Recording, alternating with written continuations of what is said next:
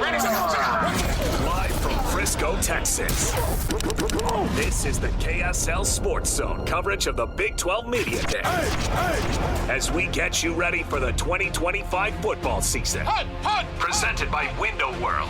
High quality without high prices. That's the Window World way. This is 97.5, the KSL Sports Zone. Welcome back to Big 12 Media Days here live in Frisco, Texas at the Star. Second day has brought us a lot of great content again, and you can catch all of it, by the way. Go to our website, kslsports.com. Click on the podcast button there. Listen to any of the segments that we've already done. You can tune in right now. We are here live with Coach Sonny Dykes of the TCU Horned Frogs joining us. Hey, it's nice to have this stuff in you guys' back in your backyard, Coach. Thanks for being with us on the program, and we appreciate it. Yeah, thanks for having me. Yeah, travel's easy. A lot easier than it was in Vegas last year. I see, and we think the opposite way. We're like, keep taking us to Vegas, man. Oh yeah, let's keep going. It was like 150 last year in Vegas. It was. We found out there were a couple of team planes that couldn't leave the runway. They're like, this is the first. Yeah, it's too hot to leave. My wife went with me, and we went and got in the pool. And it was too hot to be in the pool. I mean, I don't even know how that's possible. We felt like we were in a pot of gumbo. That's actually wild. Yeah, too hot to be in the pool. It was actually wild. Too hot to be in the pool. I don't know how it's possible, but it was.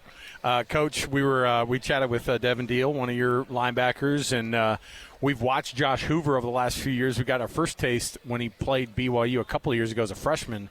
And you guys ran it up on the Cougs, and we went, maybe you should take this Josh Hoover kid seriously. Threw for almost 4,000 yards last year.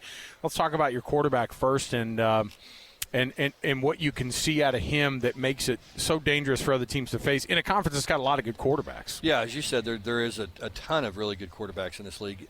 Really experienced guys, a lot of different kind of players. You know, you got guys that can run. You got guys that are throwers. You got a real variety of really, really good football players. You know, Josh is one of those guys that, I mean, he's kind of the whole package as a quarterback. And what I mean by that is he can make the throws. He's got the arm strength. He's got the anticipation. He's got the accuracy, throws guys open. Does a good job in the pocket as far as, creating throwing lanes, doing all the stuff. But truly the best thing about Josh is just who he is. You know, he's a very, very unselfish guy, great leader, one of the elite people that I've ever really been around. I mean, it's never about him. It's always about the team. He just has a great approach, and in a kind of a world today where some of those quarterbacks are tough guys to deal with. I mean, he's just a pleasure to deal with every day. Hardest working guy, most prepared guy every single time he takes the field. Last year in the conference, it was so crazy with the teams that were supposed to be good being at the bottom and the teams literally at the bottom, at the top. It's so crazy to the point that we've done away with the preseason poll. Yeah, what's the point, right? Blew it up. But yeah, it just made us all look really stupid. Are you glad it's gone? We made ourselves look dumb, too. Yeah, well, I hate all the preseason stuff. Okay. I don't like all preseason teams. I don't like the top 25 in the preseason because the problem is that, to me, that bias kind of exists all throughout the year. Yeah. And I think it affected Arizona State some last year. That's what Yormark was talking about. Yeah, and I really do believe that. I mean, I do think there was that deal where you go, well, they weren't any good. They were picked last in their league and, whatever. Well, ask Texas. I mean, they were probably a bad, targeting call away from, beating Texas last year. Yeah. So, I mean, it is what it is. The point why I brought that up is that it seemed like that those teams at the bottom got discussion, and those teams that were supposed to be at the bottom at the top got a lot of discussion. But a team like TCU, it was like under the radar, the quality season that you had. I think you went 6-1 over your last 7, and I believe the only loss was like 2 or 3 points. So you were this close of finishing 7-0, but yet there wasn't a lot of chatter about TCU because of what was going on in the conference. So yeah, part of that too, though, was because we were so bad early. And you had the big loss with the 66 SMU. Yeah, we played, for about 3 games, we invented ways to play bad football. And so I kind of tried to forget about us too, honestly, at that point in the season. We were at 3-3 and just not playing very good. I mean, we turned the ball over 12 times in 3 games, and I don't care who you're playing. You're not going to beat anybody doing that. And so the great thing was, though, you really got to give our guys a ton of credit. We're sitting there at 3-3, struggling, trying to find out, okay, where do we go from here?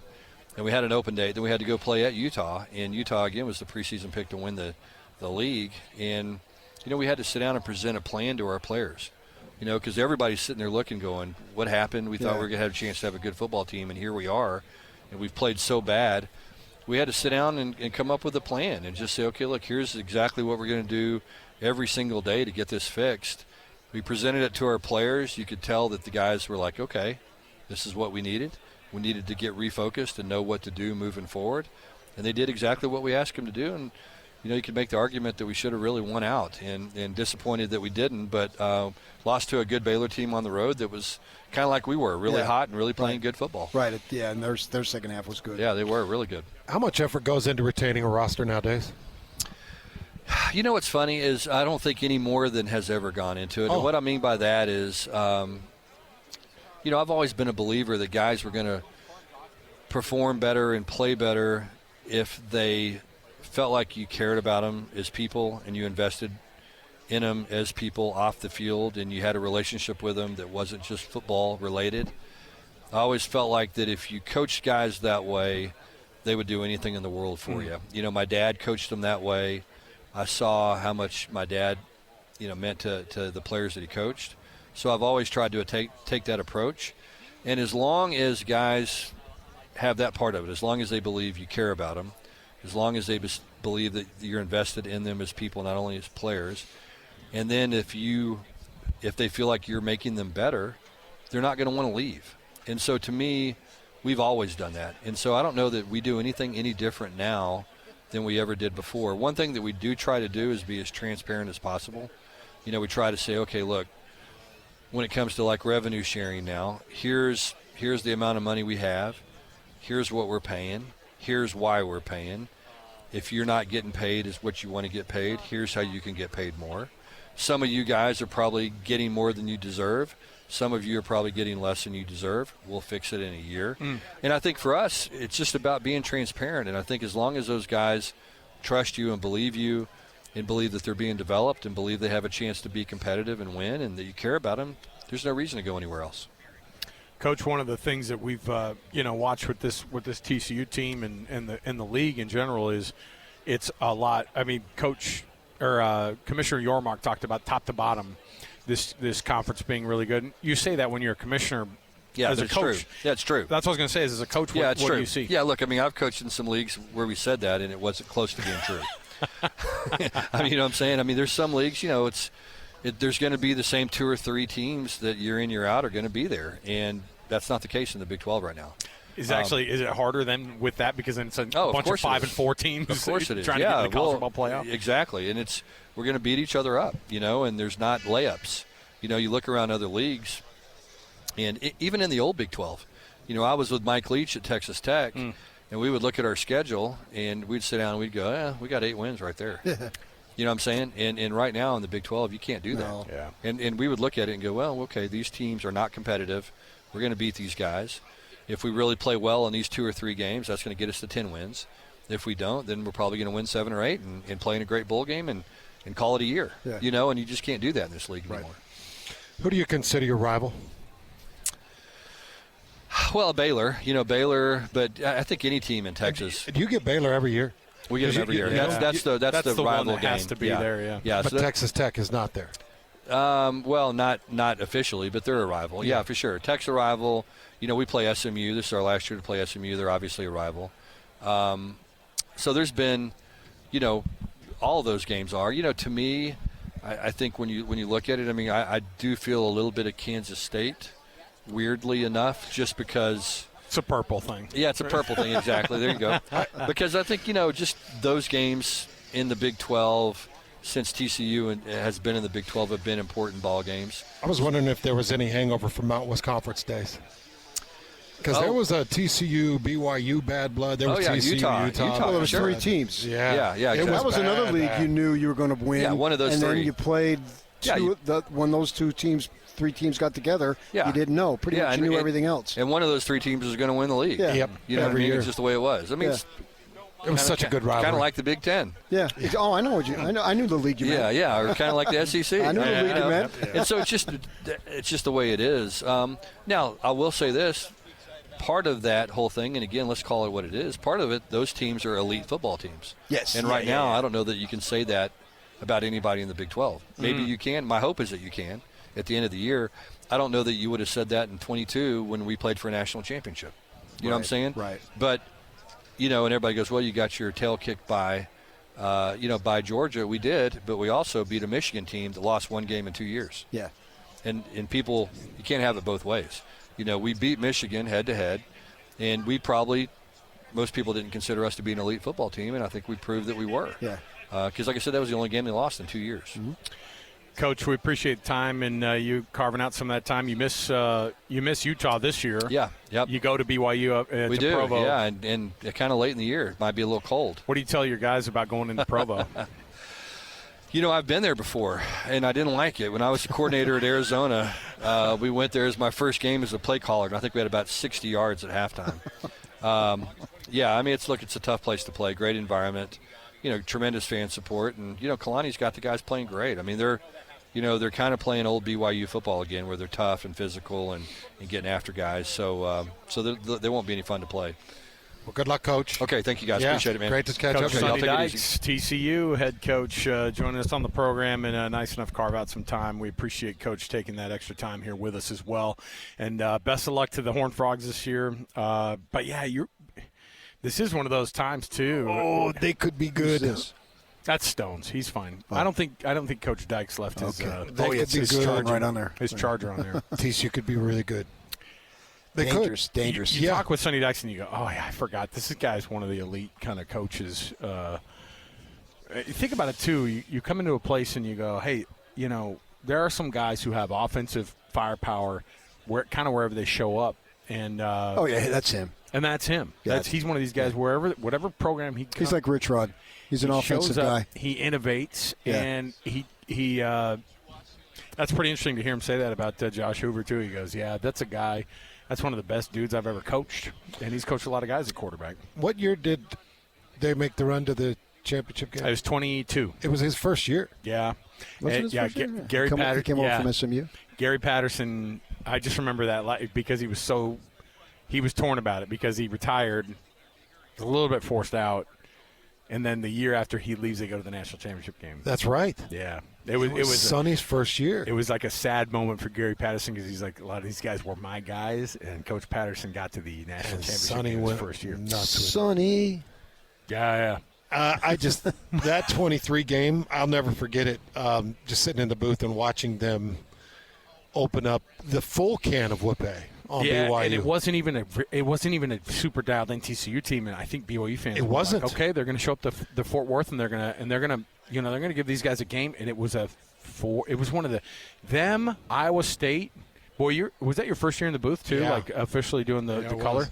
Because it was a multiple game, multiple touchdown losses for BYU that year, and TCU was the one that kind of kicked it off. It was pretty early in the season, if I kind of remember right, but it was down in Fort Worth, and Hoover threw for 400-plus yards. And Hoover came in to replace an injured quarterback, and so he came in as a freshman. And BYU was 4-1 at the time. Remember, they'd beat Arkansas in the SEC, and they'd beat Cincinnati, and BYU was rocking and rolling, and then they hit that TCU team, and that was a 44-11. That was a beatdown for sure.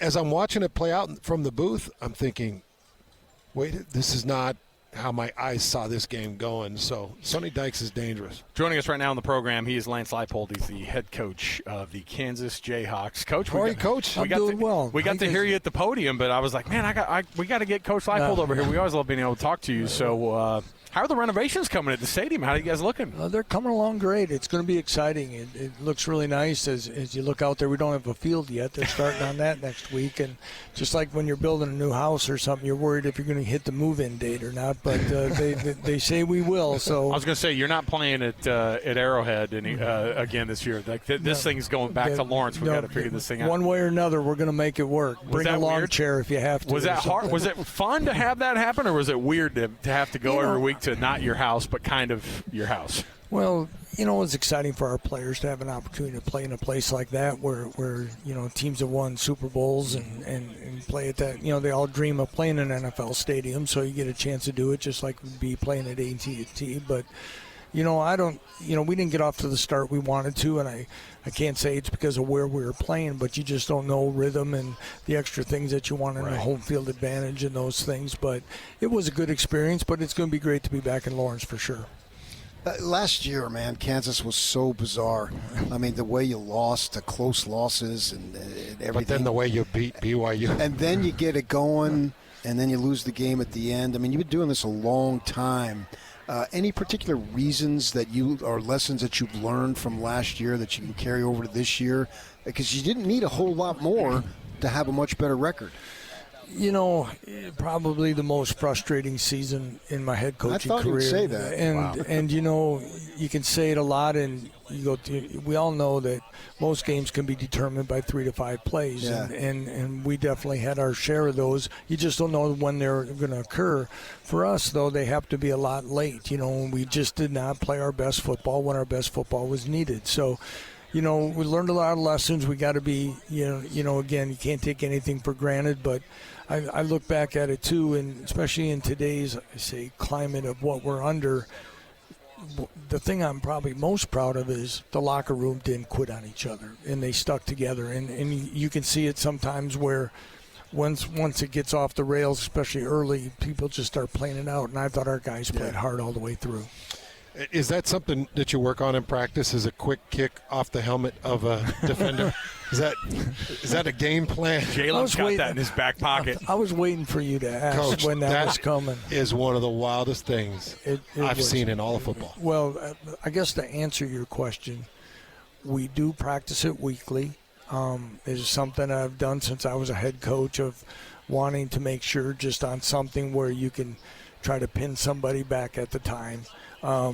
Fortunately, it worked out that way. Yeah. And if you remember, the way it played out is we called the timeout.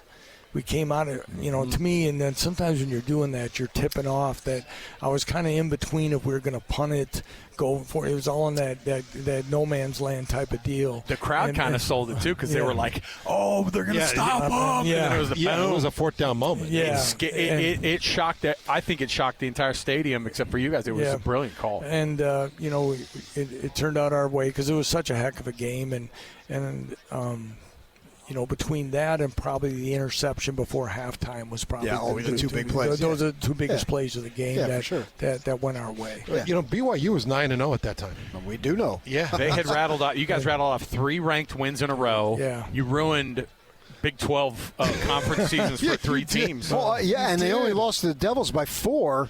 Which was a bizarre game in Tempe, and they scored literally right at the end. Yeah, we took the lead with them with 2 minutes to go. Yeah. We had the lead versus K-State and they hit a 50-some-yard field goal, and we have a chance for an interception. Right. I mean, we go to the UNLV game, guys, and not to sit there and pour salt on all my wounds right now, but they went 75 yards in over 9 minutes, and we had about 6 guys around a fumble. Nobody picked it up. Yeah. They had 67 yards the second half and 75 on a drive. Well, that was a Friday night game, was that? Yeah, it was. Yeah, I remember watching it. And it was, all the things that, that's when you start looking at it, that things were kind of funky for us. But you started the season with a full head of hair. Yeah, I did.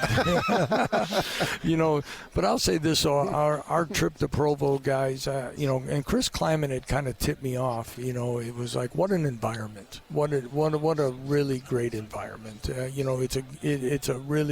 It's tough to win on the road and do things, but you talk about a college game day environment that was pretty neat. That was. From a sober crowd, it's pretty rare. Well, let me tell you, said it, I did. That Kansas State game was crazy, too. Yeah, that was a crazy 3 minutes. Yeah. These have been fun games to call, but I got to tell you, I've called 2 BYU-Kansas games with you on the headset, and I feel like you've got Kalani Sitake's playbook. Yeah. Because, you go back to 23, you rip it's a swing pass, you rip it in half and cause the fumble on a scoop and score. It's like big play games when you're playing against BYU. Yeah, and again, those have been both good games, and remember that was the first game in the Big 12. Yeah, it was.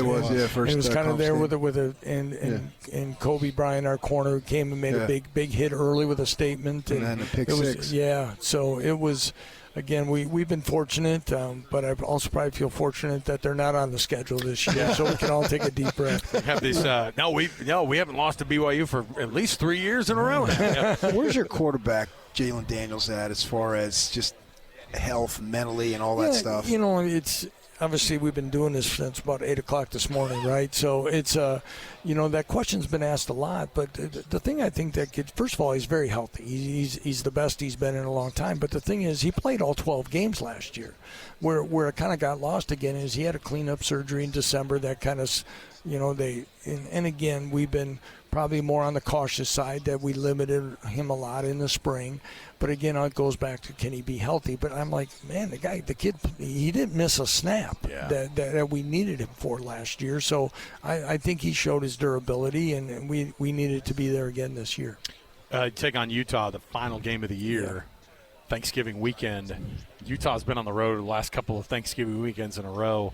Kyle Whittingham. I don't know if you've ever faced a Utah team before, if you've ever faced a defense called by Morgan Scalley, but Utah is a different breed of tough. What do you expect out of the Utes when they come to Lawrence this year? I haven't played against them in my career. I've known through the years the job that coach has done there in his time, and highly successful, very physical football team. And again, when you're looking at game 12 of the year and the body isn't feeling like it used to play a team like that late in the year will be a heck of a challenge for us. And we hope for both teams that it's going to be a meaningful football game on Black Friday. How do you replace 1,300 yards and 14 touchdowns out of Devin Neal? Yeah, Devin was pretty special for us in a lot of different ways, being from Lawrence, Kansas, a guy who had a lot of options out of high school, stayed to help, and was very impactful in us kind of turning the tide. It's going to be tough because for everything he did on the field, we'll lose even more off the field for just the type of guy that he is. But we've got a guy in Daniel Highshaw that's been with us now he's going on his 6th year too. Daniel was playing really good football for us 2 years ago. He separated a dislocated hip, and he's come back. He is fast. He's powerful. He can move a pile, and taking a back seat to Devin Neal is. Every running back wants the ball. Everyone thinks they can be productive, and he's been very patient. And I'm looking for him to have a big year. We got a transfer out of Iowa, LaShawn Williams, that led Iowa in rushing 2 years ago. So we think we got a nice complement of 1-2 back. Will you operate with 105 this year? 105 players? We'll be slightly over with the additional that you're able to do this time. I don't think. Do you know the specifics on the additionals? What are the rules of the specifics? If any player that you can designate any of your walk-ons. So whoever was, like if you had 20 walk-ons and you're at 105, you can still be but you could add 20 more right now. So when those guys, there's going to be teams. I would imagine teams that have been heavy walk-on. I don't know what Oklahoma State is, but I know they've been in the 130s. I would imagine they'll still be pretty high. I think Nebraska will be very high. Yeah. I think if we're at 112, I think that might be about the number. So, Coach Lance Leipold, we appreciate you carving out some time. Head coach of the University of Kansas. Looking forward to that game. I know it's 12. I know it's game 12, and who knows what's going to be going on at that point in the conference because it could be absolutely crazy. Right. Well, it should be exciting, and like I said, I hope it's meaningful. And I know we stayed in Salt Lake for what a beautiful city there and everything, and I think we'll make a return out there probably here sooner than later. So sounds good, Coach. We appreciate it. Thank you, guys. Thanks for your time. Coach Lance Leipold, head coach of the University of Kansas, nice enough to join us on the program here as we get ready. Coach, thank you so much again. We'll take a quick break here. We'll sneak it in, and we'll. I know we're probably a little bit behind on some of these breaks, but let's get to it. More to go. It's 97.5 EKSL Sports Zone. It's Big 12 Media Days in Frisco at the Star. Stay here with us. Ready. Live from Frisco, Texas. This is the KSL Sports Zone coverage of the Big 12 Media Day. As we get you ready for the 2025 football season. Presented by Window World. High quality without high prices. That's the Window World way. This is 97.5, the KSL Sports Zone. Welcome back, everybody. It is 97.5, the KSL Sports Zone. We are at Big 12 Media Days, of course, and I was just looking over at BYU TV because they got Lance Leipold over there. He's probably right. He's like, I'm actually kind of glad I don't have to face BYU this year. I know I beat him the last 2 years in a row, but you just brought it up. And it's like, I know, look, but I don't want. It's not like I want to keep facing him. Like, come on, man. Kansas has been the bane. That's a great point. Like they have been the thorn, and when you're watching those games, there's always something that happens, like something crazy. That Kobe Bryant hit on Parker Kingston, I mean, he was literally knocked out. Like, was just enormous. Yeah. And I think it was my first Big 12 game that I called, I think. Well, yeah. It was BYU's first Big 12 game. Yeah, I was at that game, and they sent me because it was the first BYU's first Big 12 game. Yeah, and it was first time in Lawrence, seeing that horseshoe and kind of being around that crowd. There was probably 15,000, 20,000 BYU fans that showed up in that west end of the horseshoe. Yeah. And it was Parker Kingston takes the hit. And remember, BYU storms back, and things are starting to look good. Yeah. And then, no, just too many turnovers. They gave up 14 points. Yeah. Slovis. They gave away 14. Slovis, and he also threw one right into the hands of somebody else that dropped it, and it was going to be another walk-in touchdown on defense. I think that was there was a target at Isaac Rex. Was that the pick six? Yeah, he was targeting Isaac Rex. Yes, and to start the second half, wasn't it? Yep. Yeah. That was the 2-14. They get 7-7. They just said here's 14 points. 2 defensive touchdowns. And I'll tell you, and he goes, what a game. I love the conversation, though, too, when he goes, Coach Chris Kleiman tipped me off.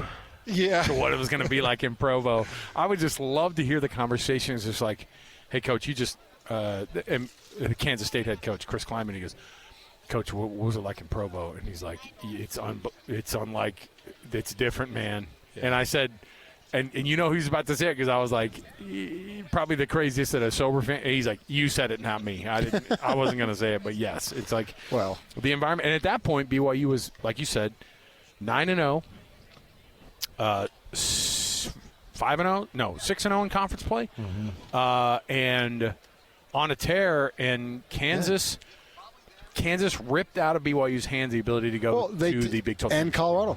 And Colorado and Iowa State. Well, Iowa State went. They went, but they were all 7-2. Mm-hmm. Everybody at the top was 7-2, and one of the losses from Iowa State, one of the losses from BYU, one of the losses from and the Devils. Levitt led them down the field, and they scored the winning touchdown with about 16 seconds to go. That's crazy.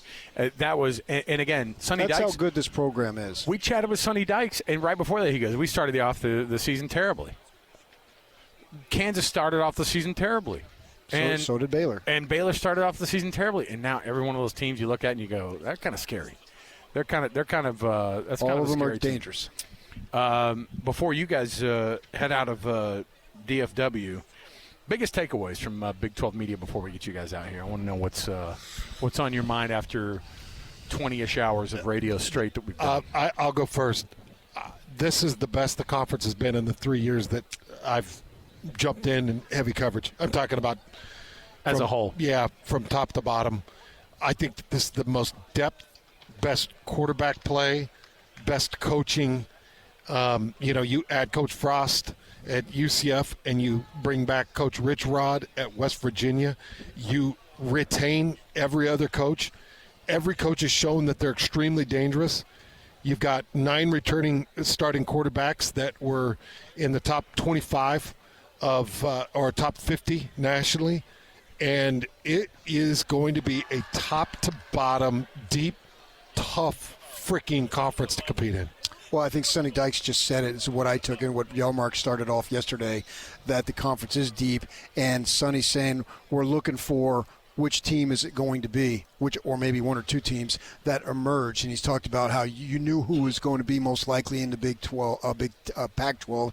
You know who it almost always is in the Big 10. You know who always is in the ACC, and the same thing for the SEC. And now you might as well put 6, 7, 8 teams in a hat in the Big 12 and just start randomly picking. You'd probably have just as good a chance. You know that lady who's winning her office college basketball poll because she just likes the team colors or something. Some arbitrary, we've all heard those stories, right? Yeah. Some arbitrary reason because your pick, my pick, whomever's pick, they all probably have just as good a chance. It's going to be one of the most fun seasons to witness because we don't know what's going to happen, and that's the ultimate reality show when you don't know what the ending. Now maybe when we get into November we'll have a much better idea and things have happened and injuries and whatnot have taken over.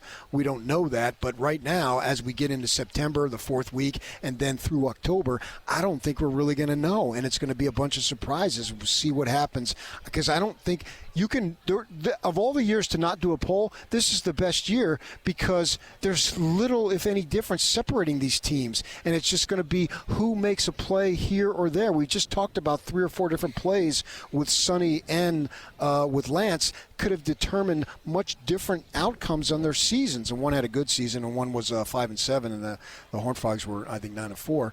But they were even with them, they were 2-3 plays away from being substantially better, and the teams that were better were 2 or 3 plays away from being substantially worse. And I think that's the same thing this year, and I don't know what's going to happen. And the good thing is both of our teams figure to go into November in the mix, and that certainly, as sports radio fans that our livelihoods are depending on it, we want that. No question we want that, and I think that's what we're going to have. So it's all sorts of exciting that I'm really looking forward to see how it all unfolds over the course of 9-10 weeks once we start conference play.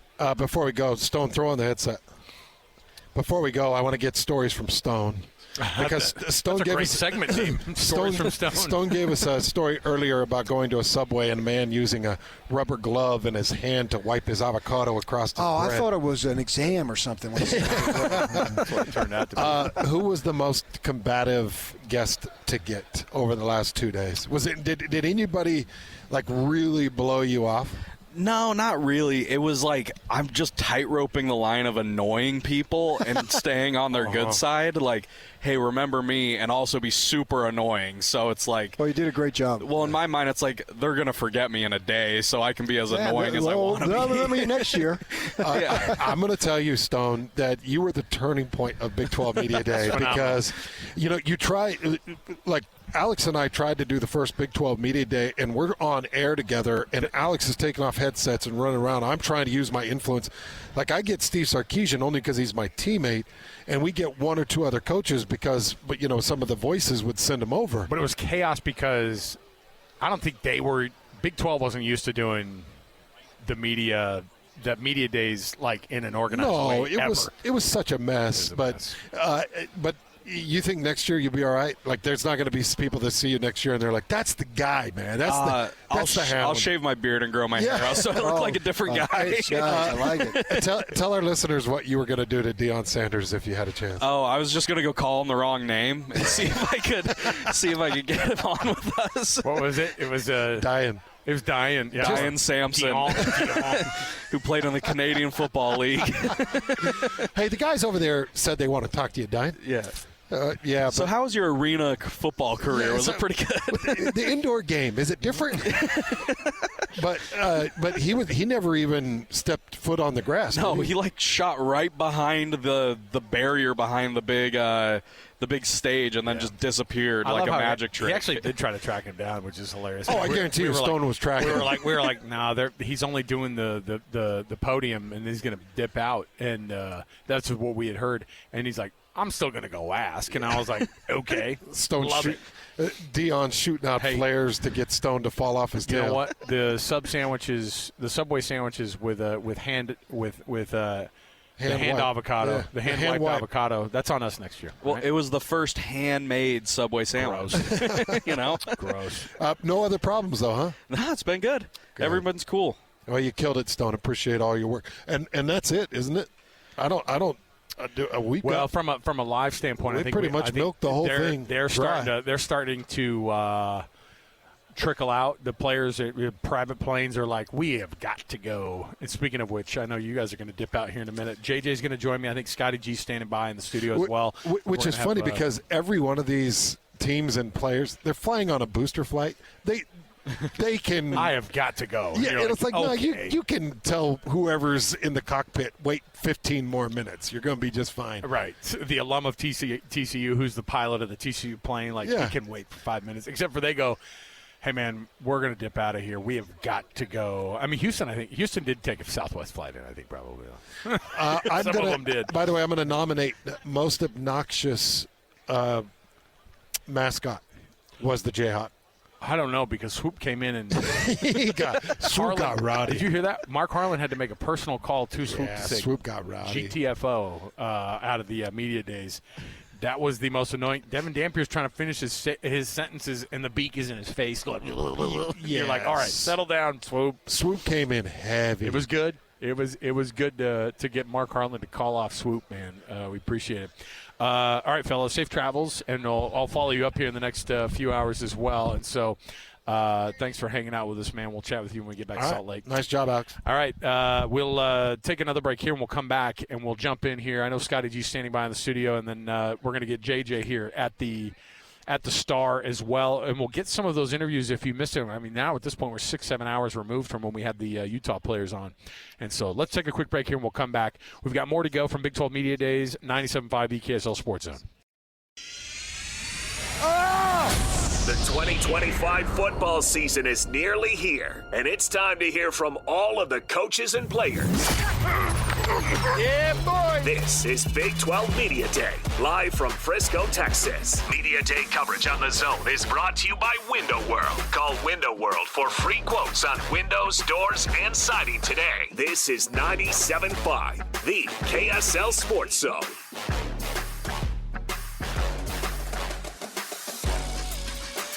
Hey, guess what? I get to talk. It's been a couple days. Hans Olsen, Scott Gerard, but more importantly, we got our guys down at Big 12 Media Day. Hans and PK catching a flight. JJ, Alex back in Frisco. I was going to say Dallas, but I don't know. Frisco people may get a little grumpy about that. They know. Come on. They know. They know. I was telling one of the Uber drivers last night, I go, because I grew up in this area but it was 30 years ago when we moved. I was almost 16 by the time we were moving out of here. And I go, dude, there was nothing here. And the Uber driver goes, just a gentleman's club. He knew. He yelled it out there. He goes, just a gentleman's club out here. And I go, okay, yeah. So Frisco was a one-horse town, literally. And now it is just like everything. It's like everyone talking about, when I was out here, there was nothing in Harriman. There was just horses. And we do the same thing where we're at. But the Metroplex is built out crazy, Scotty, and it's but this is Dallas. I mean, like I said, we're in Jerry World Jr. What they have next door, this is where the Cowboys all practice. Oh, yeah. During the season. And so they have an indoor turf. They have an indoor grass. They have an outdoor turf and an outdoor grass. And so they have everything covered for you for all the different weather. And the Cowboys stay at the Omni next door, and they can actually come down onto the field, onto any of the surfaces from their hotel rooms directly, basically. And so JJ's walking up and putting the headset on, too, and JJ's been doing TV. I haven't even been able to chat with – you've been without your co-host the last couple of days, Scotty. And JJ and I haven't even – this is our first time we actually get to intersect as well. Wow. So this is also very fun. I want to know how the TV side of covering Big 12 Media Days has been. It's just as chaotic as the radio side, although I have to say I haven't been talking for how many hours? I think we're on an hour 20 here. It's like the media equivalent of a marathon you guys just ran the last 2 days. Yeah, and as long as you don't bring the voice up, Scotty, you know this. Like I can speak at a certain volume for as long as you want. Yeah. But if I bring it up even a little bit, I start to get hoarse. There's a lot of people doing radio here on Radio Row who are walking by going, "Hey, good to talk to you guys." And there's a lot of coaches that are like that too. But the download from this, Scotty, is that. And Hanson and PK brought it up right before they got out was, and maybe it's a little bit of us being here and you get convinced by every team that sits down with you, you go, I think they got a lot of talent here. But Hans said it, he goes, I think in the 3 years that we've covered this conference pretty closely, this is the most talented they've been top to bottom, and the coaches are on point. The players are on point. This is a really talented quarterback conference this year, and so I think – I agree. I think this is just going to be one of those conferences, and it actually might work against them, where 100% they eat each other like crazy, and then you don't know who's going to be in that college football playoff situation. Yeah, you got Brett Yormark saying we fully anticipate having multiple teams in the college football playoff, and I think they've got probably multiple teams that are capable of doing that, and certainly would be, from a quality standpoint, could be doing this. But this kind of feels like the old Pac-12 when nobody could really distinguish themselves outside of anybody else, and so you just kind of cannibalize your own conference to the point where nobody looks good because everybody seems to be pretty good. And I think that certainly could be a play when you have the high level of quarterbacks. And JJ, I don't know if you were down there in that first year of the Pac-12, and you had Nick Foles, who ended up winning a Super Bowl, and Brock Osweiler, who's rocking the media circuit now. Andrew Luck, and whoever was the 5-star blue chip guy at USC at the time. And it's just like, holy smokes, this is big-time quarterback after big-time quarterback. I don't know if we're at that level right now in the Big 12, but you got a lot of really good quarterbacks that can cause a lot of problems for some teams out there. You have some really good quarterbacks. You have really good teams. I think there's 8 teams in this league. Maybe you can make an argument for a 9th that could win this conference. But you don't have a single one that can win a national championship. That is the problem this conference has right now. Yeah, who is a team that can go do some damage in the college football playoff? If you're going to get one at least, but if you got 2, who are the 2 teams right now that you feel confident could say can go to the semifinal, maybe get to the championship. Right. I think and even then, I think if you were to really poll all of us who did our KSL Sports media poll, since we didn't do one officially as the conference, all of us have a different top 4 in some fashion, and it might be wildly different. I think you and I both had, and I know PK had Texas Tech at the top. Yep. But like after that, it's like you can have a weird set of. And what's crazy is too is we've got all these different media markets that surround us here, and every one of them goes, I think these guys will be pretty. I think the team we're covering is going to be pretty good. There's not there are no some teams, and you guys know this too. You'll get media guys who go, we're terrible, and that hasn't happened. I think everybody has. Who's that team this year that you're like, maybe it's Oklahoma State? So that's why it's a problem. And you bring up a good point. Sonny Dykes said it right to our faces. He goes, yeah, but the thing is you don't really have an elite team in this conference. No, you don't. That's a guy who's a head coach of a team who has been elite in this conference before. Went to a national championship game. But would it surprise you if Oklahoma State went? I mean, it would surprise me a little bit, but if they went, I don't know, let's say 8-4 this year, and it also wouldn't surprise me if they go 4-8. I mean, it could go one of two ways there for sure. You have that respect for Mike Gundy that he can figure it out, right? I don't know if I do. What's funny, honestly, honestly, what's funny is that they have become less and less relevant. It feels like they're behind the 8 ball when it comes to all the new world of college football. We talked to a guy from Stillwater, and he was like, we are shocked. And he has become, and maybe this does end up being a thing where he becomes better, and he goes, but one of the beat writers goes, I don't know, he's become more introverted. He's already been hard to talk to. We've already known that. And he goes, yeah, but it's been hard, and I haven't loved being able to work with him in the last couple of years, not just because of the losing, but he's also doing this thing where he's going, I'm doing my own thing, you guys. Like we're gonna figure this thing out. And so I think that this is one of those moments too. We're getting TCU's quarterback, Josh Hoover, by the way, who's walking up in. And we were talking about whether or not he'd be available or not, and turns out their SID said, "Hey, let's do it." Josh is going to put a headset on here. He's the quarterback for the TCU Horned Frogs. We were just talking about your head coach, Josh, and we had just chatted with Coach Dykes, and he said you're a pretty good human being, is what he said. Maybe one of the best that he's ever coached. So that's a pretty good compliment from a guy who's coached a lot of quarterbacks. Well, I paid him to say that, so don't take too much from that. But, you could be called worse, right? Yeah, exactly. I've been called worse, that's for sure. How's the team looking this year? One of the things that we mentioned is that this TCU team had a lot of close games last year. A lot of teams in this conference had a lot of close games. You tended to win a lot of those close games, and you ended up having that 9-4 season. And there are teams like Kansas, teams like Baylor, who had records that didn't really reflect how they were playing by the end of the year. This is a stacked conference. How was it that you guys – and what did you learn in those games to be able to win those close ones? Yeah, I mean, it just shows you how competitive the Big 12 is. Shows you the parity in the conference and just the way that teams are, the way it's structured. And so I think the teams are also competitive, and you've got to be able to win the close games. You know, it comes down to winning those one-possession games and figuring out ways to get past those small margins. And I think that's the difference between being in the Big 12 championship game and being 9-4. You know, there's little bitty differences that make the difference, and you got to figure out how to do that. And so I think going forward, just understanding that the details matter and that you got to play every single game like it's the game of your life. And I think as a mature team that we are, so many guys that play a lot of football, we understand that, and that's going to give us a good chance to be successful. We're here in Texas where it feels like football is religion. You grew up with football being so important, and you played high school football here. How did that environment, the competitiveness of high school football here, youth football, prepare you for where you're at now, where you've seen so many things and experienced so many things as a quarterback? Well, it prepares you playing in Texas. I played in 6A Texas football, and that's the most prepared you can get for college. I mean, it's the most competitive league there is in the country, and you see defenses and you see things that you'll see in college, and there's a lot of good players. And so I think just being in that competitive environment, you know, it's such a competitive state for football. It really just pushes you and drives you to that next level. And so I think I benefited so much from my high school experience and playing in the state of Texas.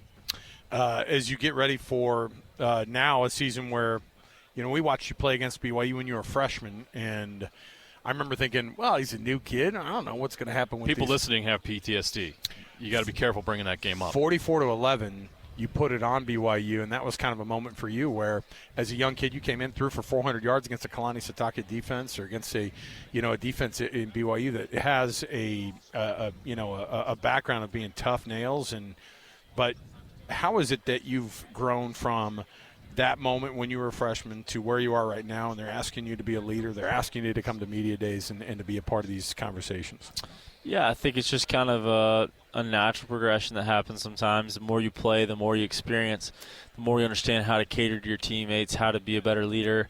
You learn that not everybody's the same. Some guys you got to get in their butt, or get in their ear and yell at them a little bit and get on them, and some guys you have to be a little bit more gentle in the way you approach them, and everybody's motivated in different ways. And so I think the more I've played, the more I've been around, the more I've experienced different things has helped me in my leadership. And I think from a playing perspective, it's kind of the same way. You see looks and you see different defenses, and then over the years you look up and it's 2 years later and you're like, wow, I've seen a lot of different stuff. And so I feel confident in my ability to go out there this fall and execute at a high level and be that mature quarterback that I want to be, and go out there and make great decisions and put us in good protections and give our offense a chance to be successful. So I think that's something that I've learned and something that's kind of developed over the years. TCU is just 3 years removed from being in a national championship game. More than any team here, you guys understand what it takes and know what it takes. I don't know how many people in your locker room were a part of that, or coaches. Is there a belief with this group that you guys can do something big this year? There is. I think that year proved to us, to a lot of guys, that, hey, it's not like it's impossible to get there. There's going to be a team that gets there, and they all had the same opportunity. Like, there's teams in the Big 12 or in the college playoff last year that they're not much different than us, And so you watch that, and it gives you confidence that, hey, we've got a little bit of stuff to figure out, but it's not like it's some far-fetched dream. And so, that's our goal, is to win the Big 12 championship, to get back to where we want to be, and then get to the playoff, and then finish it the right way. Nowadays in college football, there's a lot of parity around college football, and it's all about execution. It's all about doing things right, and we've got the experience, the older guys, to kind of help these young guys come along and help them understand that, hey, this is what we're here for, this is our standard, this is what we're going to do. Josh Hoover joins us here, quarterback for TCU. Sonny Dykes came on and had praise for you, but he also talked about how this team has gotten better in the offseason, and that you guys feel better equipped to get those, to go to that next step and to win double-digit games. And so what are your personal goals to be able to have? Yeah, my goal is to just, I kind of talked about it, but just be a mature quarterback, not somebody that just makes – the throw of the game, or everybody's like, oh, wow, but doing that, but also making the right plays, putting us in good situations to be successful, not just as an offense, but as a team. And so I think the next step for me is just understanding the game to a deeper level where I can just help us be successful on offense, help TCU be successful, and help us get back to where we need to be. So that's kind of what I'm focused on, and that's my personal goal, is just to be the best I can be for TCU. Josh, thanks for carving out some time, man. We appreciate it. We know you got a busy schedule, and thanks for hanging out with us today. Thank you, guys. I appreciate you. Thanks for coming on. Josh Hoover, quarterback for TCU. We're going to open up the seat right now because also walking up is the head coach of the University of Arizona. Coach Brent Brennan is going to join us here on the program as we get you ready. Look, we keep thinking that the day's going to slow down a little bit, but Coach Brent Brennan joins us here from the University of Arizona. Coach, thanks for hanging out with us. I know it's been a long day for you, and we appreciate you taking some extra time here for us. Thanks for hanging out. Yeah, no problem. It's been a great day. We were chatting with Noah Fifita earlier, your quarterback, and you can't help but think from our perspective to go, there have been a couple times where he's been able to at least consider going somewhere else. And he says, nope, I'm committed to not just the University of Arizona, but to you. What's that mean to be able to bring a leader like that back, knowing that he's got a lot that he still wants to accomplish? I think it's awesome. I think it's awesome for our program. It's awesome for our fans.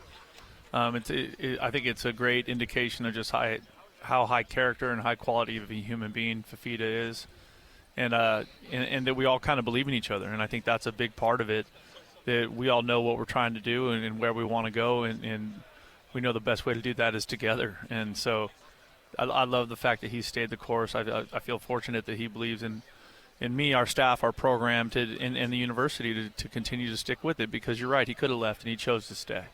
I watched and listened to your comments up at the podium earlier today, and one thing that really stood out to me is you were asked a question about Noah and why he took a step back last year, and you corrected the reporter. Says, no, that was on me. That was my fault. Yeah, hell yeah. Can you elaborate on that?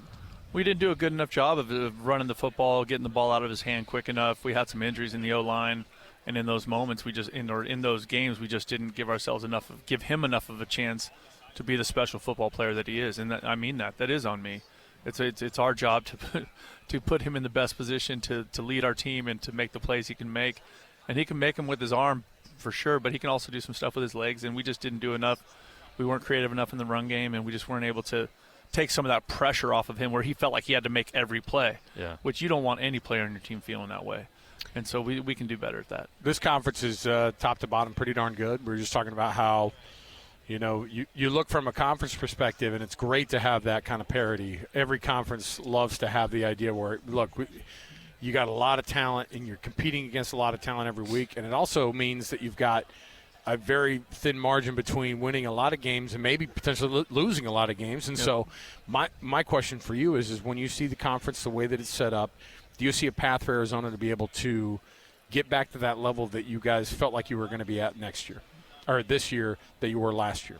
Yeah, absolutely. And I think that was one of those interesting things, like coming into the job when we did, was just the expectations based on a previous year's team, based on a roster, was it not the same as we transitioned? Like, it's very, very, very different. But, I think when I look at it this year, I love where we're at. I love what our team is doing. I love what the offseason's been. I'm excited about the changes we made in the coaching staff. I do think it gives us a chance to play better football. I think for Noah, what we're doing schematically, I think is a little bit more suited for him in terms of his ability to throw the ball accurately, get the ball out fast, throw the ball down the field, that kind of thing. And so I'm excited about it. I think, is there a path forward? I think any coach that sits here and talks to you guys and tells you that they don't want to win the conference championship is totally full of crap. So, we know what we want. And I think the good news is that in this conference, I think anyone can win it. I think that was proven last year by the school up north. You know what I mean? North of us. I think that, going in the season, that those expectations were extremely low. And obviously they exceeded every one of them and just shocked college football. So, when I'm looking at it now, I'm like, the beautiful thing about the Big 12 is that anyone can win it. College football's been in this wild, wild west era where it just feels like you're in an arms race, right? When it comes to money, all those things. How does Arizona position itself to be able to be competitive in this new landscape that we're in right now? And it's still developing and becoming what, I don't know, I'm not even sure what that is, and I'm sure you don't either, but how does Arizona position itself to be successful moving forward in this era? I think Arizona football has always been, when it's at its best, about evaluation and development. And I think we have to live in that space and then build a culture and an environment where our players love being a part of it. Right? My hope is that continuity of leadership, continuity of staff, continuity of roster gives us a chance to offset any of the things that aren't the same program to program. You know what I mean? And I think that part of it, we can do that at Arizona. It's a great place to go to school. It's we have great coaching staff. We have great support staff. The vibe in our building is as healthy and as positive as any place I've ever been. And I think players want to be a part of that. I think that's being reflected in our recruiting process, and I think that's being reflected in kids from the transfer portal joining us. So, I'm optimistic, and I think there's so much put on stuff. There's so much emphasis put on stuff we can't control. If this school spends this much money, if the NCAA makes this decision, or whatever, it doesn't matter. We still got to play good football, So how do we play good football? We do it by building the best team we can, with the resources we have, and then finding a way to connect them on a deep level where they'll fight their ass off for each other every single game day.